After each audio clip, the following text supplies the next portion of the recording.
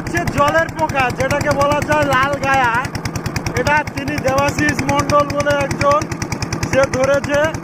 এখন বর্তমান ওনাকে নিয়ে খুব আকর্ষণীয় লাগছে, তাকে নিয়ে খুব আনন্দও মধ্যে করছে।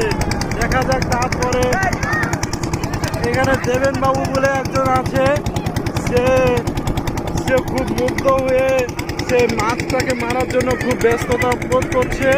এবং তানার যে সহপাঠী আমরা সবাই এসেছি পিকনিকে মাছটা দেখতে এসেছি।